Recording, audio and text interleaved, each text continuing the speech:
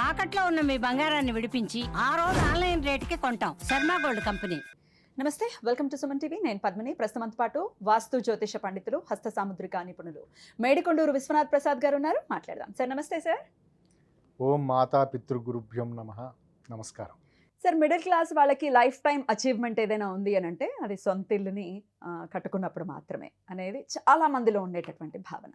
అయితే కొంతమందికి మాత్రమే ఈ కోరిక తీరుతుంది, కొంతమందికి మాత్రం తీరకుండానే మిగిలిపోతుంది. ఎందువలన అస్ట్రాలజికల్ రీజనింగ్స్ ఏమిటి దీనికి? అలాగే కొంతమందికి నాకు ఇల్లు లేకపోయినా అదేం నాకు అసలు అట్లాంటి ఫీలింగ్ ఏం లేదు, ఐఎమ్ హ్యాపీ, నేను రెంటెడ్ హౌస్లో ఉన్నా కూడా, నేను టెనెంట్గా ఉన్నా కూడా నేను హ్యాపీగా ఉన్నాను అని అంటారు కొంతమంది. కొంతమంది ఏమో ఎందుకు సొంత ఇంటికి పెట్టే డబ్బులు ఇంకో దాని మీద ఇన్వెస్ట్ చేస్తే బోల్డ్ అంతా మనకి లాభపడతామని ఇంకొంతమంది. ఇట్లా రకరకాల థాట్ ప్రాసెస్ ఉంటాయి సార్. కానీ సర్వసాధారణంగా మేజర్గా ఉండేటటువంటిది ఏంటి అంటే ఖచ్చితంగా ఒక సొంత ఇల్లు అనేది ఉండాలి, అందున అది ఇండిపెండెంట్ హౌస్ అవ్వాలి. ఇది ఎక్కువ మందికి ఉంటూ ఉంటుంది. మరి సొంత ఇంటి కల సాకారం అవ్వటం కోసం మీరైతే మీ క్లయింట్స్కి ఎటువంటి రెమెడీస్ని ఇస్తూ ఉంటారు, ఎలా పని చేస్తూ ఉంటాయి, ఇవన్నీ ఒక్కసారి మీ ద్వారా.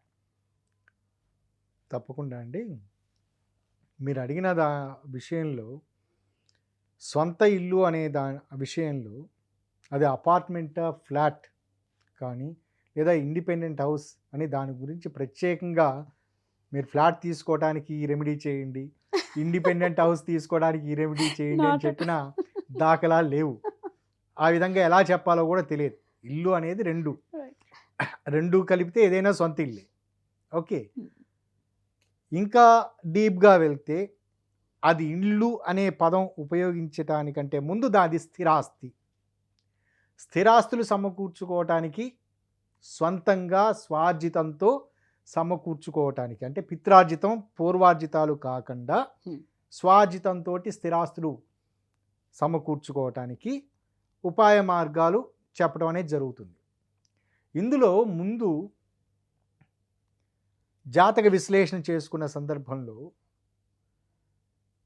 రవిగ్రహానికి సంబంధించిన కారకత్వాలు వీటిలో, అంటే పితృకారకత్వం, ఏదైనా మనం ఒక ఇల్లు కొనటమో స్థిరాస్తి కొనటమో ఉన్నప్పుడు మధ్య వయసులో ఉన్నవారు అనుకోండి, అరౌండ్ 30-35 ఇయర్స్ ఏజ్లో ఉన్నవారు అనుకోండి, వారికి ప్రారంభంలో కనీసం ఆ ఇన్వెస్ట్ చేయటానికి కొద్దో గొప్ప తల్లిదండ్రుల నుంచి లేదా ఎవరైనా బంధువుల నుంచి కొంత సహాయం అయితే అవసరం అవుతుంది. వాళ్ళు మరీ ఇండిపెండెంట్గా చాలా ఖరీదైన జీవనం గలుపుతూ ఎక్కువ సంపాదిస్తున్న స్థితిలో ఉన్నట్లయితే బహుశా తల్లిదండ్రుల నుంచి తీసుకోలేని పరిస్థితి ఉండొచ్చు. కానీ ఉదాహరణకి ఒక 2 కోట్ల రూపాయలు పెట్టి ఒక ఖరీదైన భవంతిని కొంటున్నాను అనుకున్న సమయంలో బ్యాంకుల్లో అది ప్రారంభంలో కట్టవలసిన పెట్టుబడికి తనతో పాటుగా తల్లిదండ్రుల నుంచి తీసుకోవాల్సిన పరిస్థితి ఉంటుంది.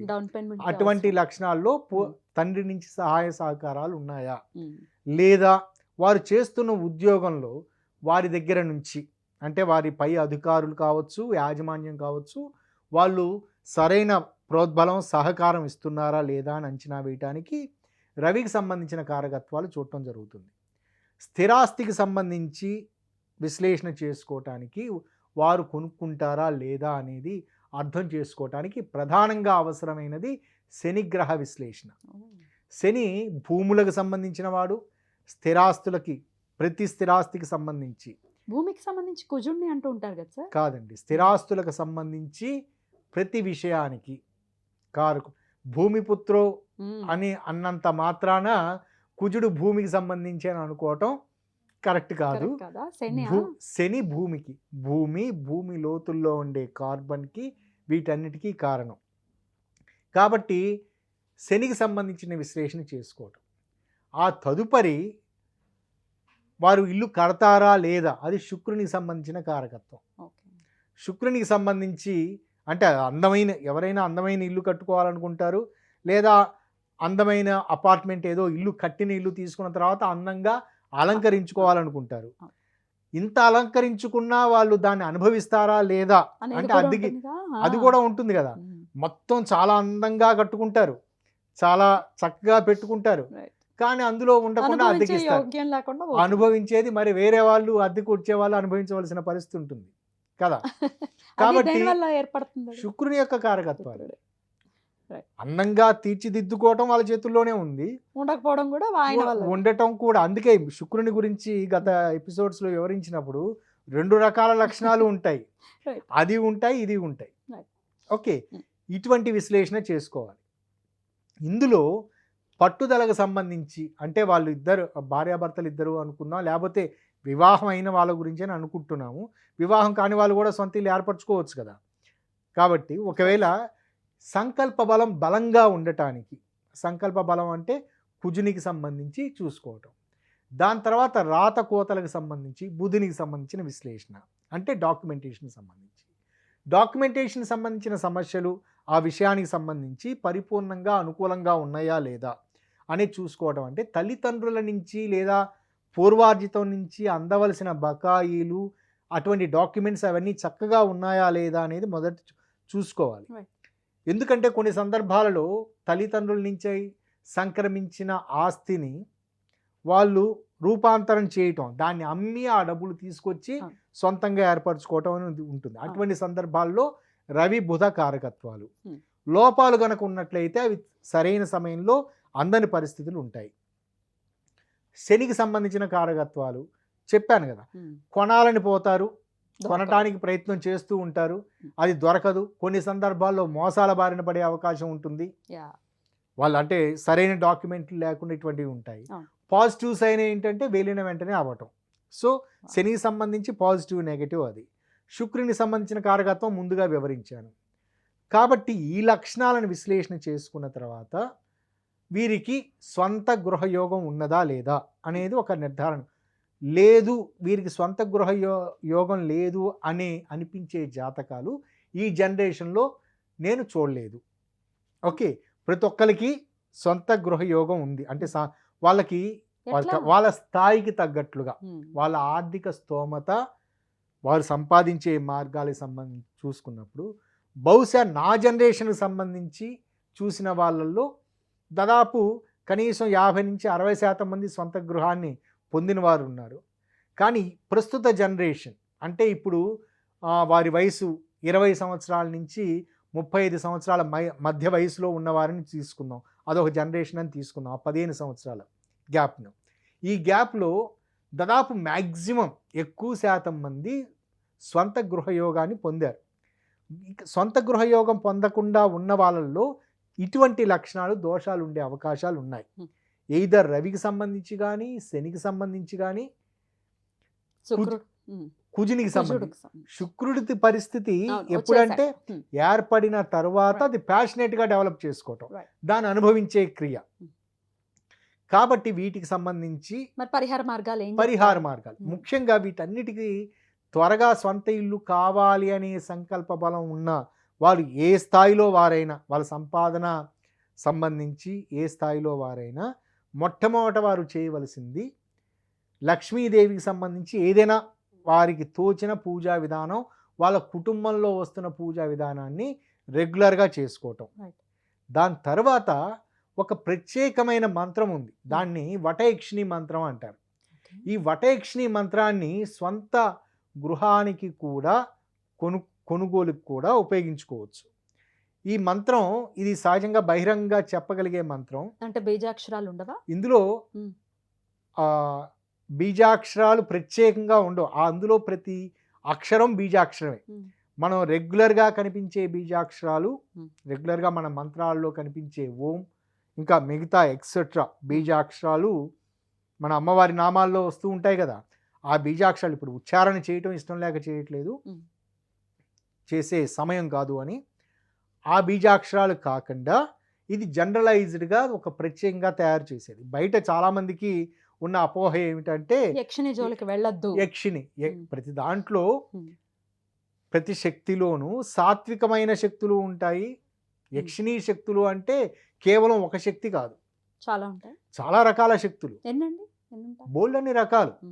మన మానవ జనాభా ఎంతమంది ఉన్నారో యక్షులు అంతమంది ఉన్నారు. యక్షులు, యక్షులలో స్త్రీ రూప శక్తులు యక్షిణి అయ్యారు. ఓకే, అయితే యక్షిణి సాధన చేస్తే, యక్షిణి మంత్రం గనక చదివితే వాళ్ళల్లో ఒక రకమైన ఎట్లా చాలా భయానకంగా వాళ్ళ రూపం మారిపోతుందని, అలాగే వాళ్ళని చూస్తే తెలిసిపోతుంది వీళ్ళు యక్షిణి సాధన చేస్తున్నారని, ఎటువంటి పరిస్థితుల్లో యక్షిణీల జోలికి వెళ్ళొద్దని నేను వినడం జరిగింది సార్ ఒకళ్ళెవరో చెప్తే. నేను చెప్పేది యక్షిణి మంత్రం చదవటం, యక్షిణి తంత్రం కాదు. యక్షిణి తంత్రం అనేది అది చేయవలసినది చాలా జాగ్రత్తగా మంత్ర తంత్ర శాస్త్రం తెలిసిన గురువుల దగ్గర దాన్ని నేర్చుకొని వాళ్ళ శరీర అవయవాలకి వాళ్ళ అంగ సాముద్రికాన్ని బట్టి అది చేయాలి. ఈ వటయక్షిణి మంత్రం కూడా కొన్ని సందర్భాల్లో ప్రత్యేకమైన పరిస్థితుల్లో వాళ్ళ అంగ సాముద్రికాన్ని అనుసరించి మూలాధార స్వాధిష్టాన చక్రాలను ప్రభావితం చేసే విధంగా ఆ మంత్రాన్ని ఇవ్వటం జరుగుతుంది. కానీ తంత్రానికి సంబంధించి యక్షిణీ తంత్రంలో సరైన గురువు డైరెక్షన్ లేకుండా, సరైన నేను చెప్పబోయే ఈ మంత్రం కాకుండా యక్షిణీ మంత్రాలు వేరుగా ఉన్నాయి. ఆ మంత్రాలు చేసే సందర్భాల్లో సరైన అవగాహన లేకుండా పుస్తకాల్లో దొరికినట్లుగా చదవటం వలన సైడ్ ఎఫెక్ట్స్ ఉండే అవకాశం ఉంటుంది. కాబట్టి మంత్రశాస్త్రం తెలిసిన వ్యక్తుల ద్వారా, పండితుల ద్వారా తంత్రాన్ని పరిపూర్ణంగా తెలిసిన, తంత్రం తెలిసి తమకు తెలుసు అని చెప్పుకునేవారు కాదు, తంత్రాన్ని పూర్తిగా అధ్యయనం చేసిన వారు మాకు బాగా తెలుసు అని బోర్డు పెట్టుకొని అయితే ఎవరు ఉండరు. ఓకే, తెలిసిన వారు కామ్గా ఉంటారు. కొంచెం తెలిసిన వారు మాత్రమే, న్యాచురల్ కదా ఎక్కడైనా, వారికి ఇంకా తెలుసుకునే క్రమంలో ఎక్కువ తెలుసుకోవటానికని వాళ్ళ పేరు ప్రఖ్యాతుల గురించి ఆలోచిస్తూ ఉంటారు. ఇప్పుడు నేను చెప్పబోయేది ఏమిటంటే ఓన్లీ మంత్రం మాత్రం సాత్వికంగా పనిచేస్తుంది. ఇది సాత్వికంగా పనిచేసేది. దీన్ని అది తీసుకోవటానికి వాళ్ళు సొంతంగా నేను చెప్పాను వారు రాసుకొని చదవటం కాదు, వారి జీవిత భాగస్వామి నుండి కానీ, లేదా వాళ్ళ అమ్మగారి నుండి కానీ, లేదా వారికి అమ్మగారి తర్వాత దగ్గరకు పోయి వాళ్ళ అక్కయ్య గారు కానీ వదిన గారు కానీ వారి ద్వారా ఈ మంత్రాన్ని ఉపదేశం తీసుకోండి. అంటే ఈ మంత్రం రాసుకొని వారి చేత 3 సార్లు చెప్పించుకోండి. ఇది వీళ్ళు రాసుకుని ఇది వాళ్ళకి చెప్పి ఇది నాకు చెప్పు ఇది అని అనాలి. ఇది ఈ మంత్రాన్ని స్పెల్ చేస్తున్నాను. ఏహ్యేహి యక్షి యక్షి మహాయక్షి వటవృక్ష నివాసిని శీఘ్రమే సర్వసౌఖ్యం కురు కురు స్వాహ. ఈ మంత్రం ఇది ఎటువంటి హాని చేయదు. ఇది కేవలం స్వంత గృహ నిర్మాణానికి సంబంధించి మాత్రమే, లేదా దానికి మాత్రమే కాదు, నేను చాలా రకాల విషయాలకు ఇస్తున్నాను. స్థిరాస్తి కొనుగోలుకి సంబంధించి ఇస్తున్నాను, ఆరోగ్యానికి సంబంధించి ఇస్తున్నాను, లేదా మరొకరికి సంబంధించి వాళ్ళు స్థిరపడాక నా బంధుమిత్రుల్లో ఎవరో నా స్నేహితులకు ఆరోగ్యం బాగాలేదండి, లేదా వారు కష్టాల్లో ఉన్నారు, వాళ్ళ కష్టాలు తీర్చడానికి ఏదైనా చెప్పండి అన్నప్పుడు సంకల్పం అలా చెప్పుకొని ఈ మంత్రం చేయండి అని ఇస్తున్నాను. కానీ నా అనుభవపూర్వకంగా స్వంత ఇంటి గురించి అడిగిన వాళ్ళకి ఈ మంత్రం ఇచ్చి చేసిన వాళ్ళు వాళ్ళ స్తోమతకు తగ్గట్లుగా అంతే స్వంత గృహాన్ని మొదటి 96 రోజుల లోపల కొనుక్కోవడం అనేది జరిగింది. మరి ఎప్పటి నుంచి స్టార్ట్ చేయొచ్చు సార్ దీనికి యాక్యురేట్ టైం? వారికి మొట్టమొదట ఇందులో వారికి అనుకూలంగా సహజంగా మనకి మన పంచాంగం మీరు చదువుతున్నారు కదా, అందులో వైద్యుతి వ్యతిపాత యోగాలు, వ్యతిపాత యోగాలు కాదు, వ్యతిపాత పర్వకాలాలు అని ప్రత్యేక సమయం ఇస్తున్నాను. ఆ సమయాల్లో ఈ మంత్రాన్ని మొదలుపెట్టినట్లయితే అప్పటి నుంచి ఆడవాళ్ళకి సంబంధించి అయితే వాళ్ళు స్త్రీలు చేస్తున్నట్లయితే, పోనీ ఉపదేశం పొందేది కూడా స్త్రీల ద్వారానే కదా, తల్లిగారి ద్వారా కానీ వదిన గారి ద్వారా కానీ అని చెప్పాను కదా, వారి ద్వారా వారికి అనుకూలంగా ఉండే రోజుల్లో, అంటే వాళ్ళకి నెలసరి ఇటువంటి రాని రోజుల్లో వారి ద్వారా ఉపదేశం పొంది రోజుకి 108 సార్లు చేయటం. ఏ సమయంలో చేయొచ్చు? వారికి అనుకూలమైన సమయం. ఇక్కడ కాన్సన్ట్రేషన్ ప్రధానం. ఏదైనా బ్రహ్మ ముహూర్తంలో తెల్లవారుజామున చేయటం అనేది మంచి ఫలితాలను ఇస్తుంది, అది ఫస్ట్ పాయింట్. కానీ ఆ సమయానికి కుదరని పక్షంలో మీ వృత్తిపరమైన సమయాల రీత్యా, వృత్తికి అనుగుణ రీత్యా మీకు ఎప్పుడు కుదిరితే అప్పుడు, ఏ ప్లేస్లో కుదిరితే ఆ ప్లేస్లో ఫిక్స్డ్ ప్లేస్ పెట్టుకోండి. కానీ మనకి దీన్ని కౌంట్ చేసే విధానం 108 సార్లు కౌంట్ చేయటం అంటే కరమాల లాగా కాకుండా, ఆ విధంగా కాకుండా, లేదా జపమాల ద్వారా కాకుండా, ఇంచుమించు ఈ మంత్రం చదవటానికి పట్టే సమయం ఒక 9 నిమిషాలు 10 నిమిషాలు పడుతుంది. అవును. ఇప్పుడు ఈ మధ్యకాలంలో అందరికీ సెల్ ఫోన్లు ఉన్నాయి. కాబట్టి సెల్ ఫోన్లో 9 నిమిషాలు ప్లస్ ఒక 2 నిమిషాలు 12 నిమిషాలకి ఒక అలారం. అలారం పెట్టుకొని ఉమ్. ఎయిర్ప్లేన్ మోడ్లో సెల్ ఫోన్ పెట్టుకొని కాన్సన్ట్రేటెడ్గా కూర్చొని మీ ఇష్టమైన భంగిమ మీ ఇష్టమైన పోస్చర్లో కూర్చోండి. Right. కూర్చొని కానీ నుంచొని కానీ మీకు ఇష్టం. అంటే ఇక్కడ ఒక క్రమ పద్ధతిలో కూర్చోవడం వల్ల ఉపయోగం ఉంటుంది. మీకు అనుకూలంగా కూర్చొని ఇది చేయండి. మీకు ఆ విధంగా బహుశా ఆడవారు చేస్తున్నట్లయితే వారికి అడ్డంకి ఉన్న రోజులు మినహాయించి మిగతా చేసుకుంటున్నప్పుడు అప్పుడు 4 నెలలు పడుతుంది, 120 రోజులు పడుతుంది. ఖచ్చితంగా 120 రోజుల లోపల దానికి సంబంధించిన ప్రయత్నాలు దాదాపు 60% పూర్తవుతాయి.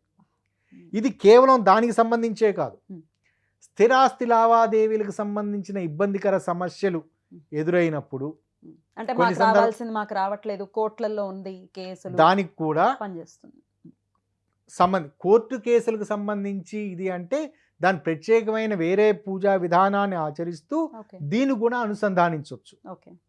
ఈ వటైక్షిణి మంత్రం వలన గృహం కొనుగోలు, స్వంత గృహానికి సంబంధించి వాళ్ళ సంకల్ప బలంతో ప్రయత్నిస్తే, అంటే ఇక్కడ నేను మంత్రం చేస్తున్నాను కాబట్టి నాకు తెలియకుండానే మా ఇంటి ముందు బ్యాంకు వాడు టెంట్ వేసుకొని నాకు ఫ్రీగా మీకు ఇస్తాను, లోన్ ఇచ్చేస్తాను అనే భ్రమలకు అయితే వెళ్ళొద్దు. లోన్ మళ్ళీ మేము రీపే చేయము అని మాత్రం అటువంటి భ్రమలకు వెళ్ళొద్దు. ప్రయత్నం ఉండాలి.